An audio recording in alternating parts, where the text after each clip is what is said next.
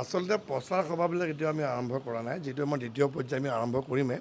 কিন্তু সৰু যিবিলাক আমাৰ গ্ৰুপ মিটিং, আজি মই মাজজাজৰি যিটো আমাৰ বড়ো মছজিদ আছে, তাতে আমাৰ প্ৰাংগণতে এখন তেওঁলোকৰ যিখিনি মুৰব্বীখিনিৰ লগত এখন আমি মত বিনিময় কৰিলোঁ।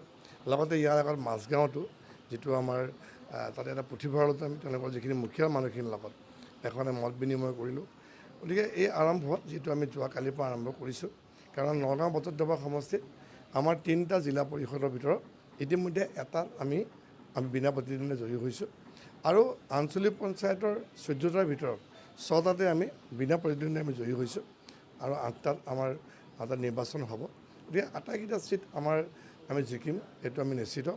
আৰু বিশেষভাৱে আমাৰ যোৱা সমস্যাৰ যিখিনি কাম কাজ আজি দেখাও পাইছে, নতুনকৈ আমাৰ সমষ্টি যেতিয়া পুনৰ নিৰ্ধাৰণ হোৱাৰ পিছত আমাৰ সমষ্টি যথেষ্ট আমাৰ ডাঙৰো হৈছে আৰু সেই হিচাপত ৰাইজৰ মাজলৈ গৈছোঁ। ৰাইজৰ ওচৰত গৈ পেলাই মই পুনৰবাৰ কৈছোঁ যে ডাঙৰ সভা সমিতিখিনি কৰাতকৈ সৰু চোতাল সভাবিলাক কৰিছোঁ। ৰাইজৰ লগত তেওঁলোকৰ অসুবিধাখিনিৰ লগত তেওঁলোকৰ আলোচনা কৰিছোঁ। গতিকে এই ধৰণে আমি নিৰ্বাচনত আমি প্ৰচাৰ কাৰ্য চলাই গৈছোঁ।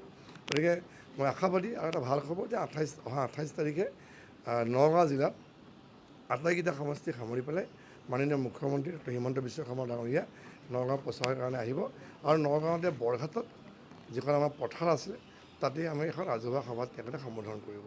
গতিকে আমি সকলো তাকে আমি নিমন্ত্ৰণো জনাইছোঁ আৰু পুনৰবাৰ কৈছোঁ নগাঁও আমাৰ জিলাখনতেই আটাইকেইটা সমষ্টিতেই আমি দেখা পাইছে যে ভাৰতীয় জনতা পাৰ্টী আৰু অসম গণ পৰিষদৰ প্ৰতি ৰাইজৰ যিখিনি আক্ৰান্ত মৰম দেখা পাইছে, সকলোতে আমি খুব ভাল ফলাফল হ'ব আৰু এখন নিকা এখন আমাৰ স্বচ্ছ এখন পঞ্চায়ত ৰাইজে সভাত সুবিধা কৰি দিব।